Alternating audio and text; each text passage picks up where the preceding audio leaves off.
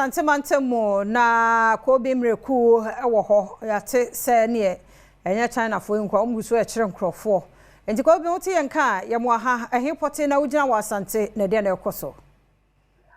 Efia medase masomu ewo Santimantema na de me gina eye anya kwanta na China fo company kese ba ko a womo eton efom agudie etu ohu dwumadi a emfam na kwaso wa ha enei meka say EPA fo mpanifo omabo awura ha a omafirase SSM fidie dodo na medical ka chewo se ene e warehouse be se enum a omoton se mfidie ya emfa mra kwaso na EPA fo do omosa toso ansa dodo na ede afiri ho enei ye toso enson na ye ginam ya eno ewo anya kwanta na utimi ehwemachi atimi hu se mfidie a womo ede eyam netie a me kire galamsey netie bi na ye nuanom Chinafoɔ wɔn ɛtɔn wɔ ha ebi etagu ɛwɔ TV ne so no na EPA foɔ ayɛ ne sɛ si de bɛyɛ a yɛbɛtumi atu galamsey asenti no ɛwɔ sɛ galamsey kon no yɛfiri aseɛ ɛwɔ beaeɛ a wɔn tontɔn ho nneɛma no sɛ ɛkɔba sɛ bi a wɔn atu nneɛma no nyinaa sɛ de afiri hɔ a kwabrani enya biribi afidie bi a ɛmfa nkɔhyɛ kwan mu ana sɛ yɛnsuo no so nkodi ɛnsɛ no ɛno ɛne asɛm titira ɛda environmental protection authority wɔn adwumadie so wɔn to anamo ɛwɔ Santimantema ha nei meka sɛ wɔn eguso ɛwɔ anya kwanta na meka yɛ ne mpanifo a ɛda EPA no mekyerɛ CEO professor Nana Ama Brown Kuche wɔno ɛna nei wadi ɛdɔm ɛne asrafo anim a wɔn etu saa na mu na wɔkyerɛ mu sɛ adwumadie ɛnyɛ mmawie nɛ na mema mekasa enwa no me ba no ho na me no abo enkomo na baako mienu so far yetu na mo akọ warehouse be se enso sesi adwumadie no se ne ohu no owo me makọ aba Adom TV so na adwumadie mo firi asie warehouse atoso enso enie na yegina mu adwumadie na kwasai nyame Adom ntia wo etiefo ne wo ahwefo ye wo ahyan kwanta na eguso a ye hwe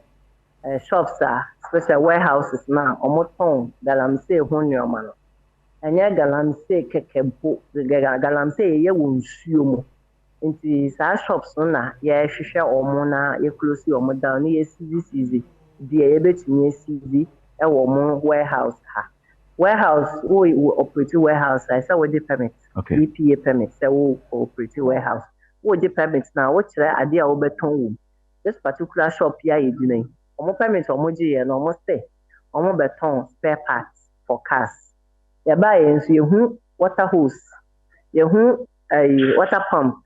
yehu mat ye wo machi na ya capture gold no so omo hokro gold no wo nsuo no na capture we mu nyina engine bi say ye nyina enim say nya spare parts for cars say omo atwere omo permit no say omo baba giye no nti ya ba ha ye ba besizi nyoma we na ye close shop na down and so mbe nneoma yie e wo Ghana de omo ye nyina eboa nsuo na ye de mine na ese no ma ye hwe ya na mutuom ye hu se shops ni bu ho a ye bekọ na omatum na moya ho se sa nneema na betima sinti na nei ye kọ makomekai na shop ba ko China fo nu gu achi na omatum na bubu ani ye nim se ebetimi esi dia ba na aboa ye ho that's ye start ye no e na omo kakere omo ho nsa ka Chinese for de omo kasa nti omo ka kire omo ho se ye ba first shop ne de ye pie omo so na omo nya awe nti ye call next one na omo ka kire omo dada nti omo tum omo shim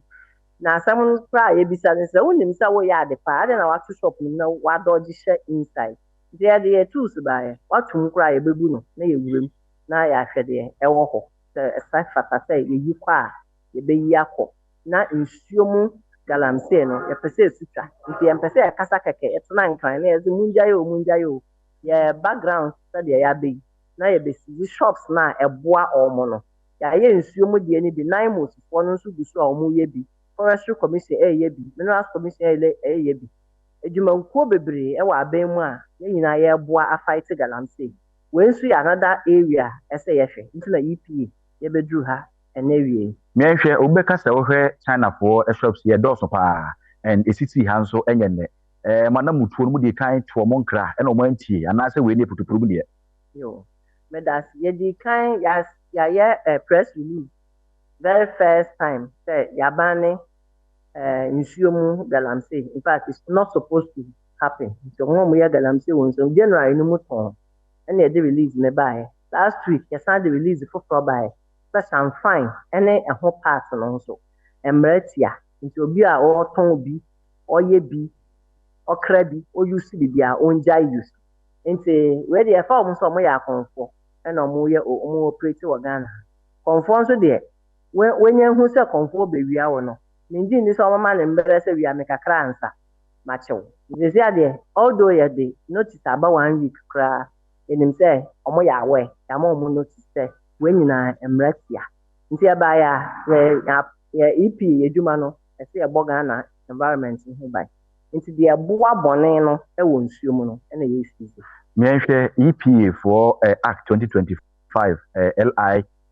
1124 no e na modja so etu sa na mo we ye hwe o enkofu ya machichi wo mo niema yi omo a omo di mu ntintima me kire mpanifo mo da no ndo makokota na de ye sisi ano ye exercise a ye sisi na ye close shop no se ya ba na se wo ye asoden a ye ne police fo na military fo na ye chew ye hia ba ko na oha adwen pa nti ya che no ye ne ko police station na police fo no ene na to aso e wo ho ye close wo shop no na ye beba na wabu ani operate a eno nso ye be chew ye de wafa mbra kwan mu but ende ye wo he ya mbechichi agisa wason ayaden abroso ya ba se be sizi nyoma na ye close down shops a omoton nyoma emisi omoton tutu nyoma eboa nsuo mu galamse etu no me hwe eye ne nko a ana se be twa so simre sai yo na me adoma region bia wo Ghana he bia ya office wo ho esan ye create area offices e wo be bia mining wo ya san ebie offices e wo district level e wo be bia mining wo ene Ghana ha be bia fra ye for every district nti ya offices no bia ye nyina ye tu ye ho agu from ya sha ye ho se 3 weeks yes exercise the whole Ghana nti we fidie yi obi o hwe bi wo Ghana bia ohun se galamse ni omo omo ton no emfa embra kwan mu Chanfan the fabrication itiambra ene le ton ni ni use na itiambra we den ka meja mo akobet ube ka se ye nam kwan ho ehu sie nuanam Ghana fo yi wo mo etonton sa ne mani bi omo so kasa yi ho ana ya obi aka ho obi a wo Ghana ni o wo ye ufi hi o na wo ton galamse ho nioma emfa embra kwan ye be twitwa ana ye be se no ana ye be chew Premtobre Kasee na oguso hye no wada ma yenkomra na ye ba ye beto so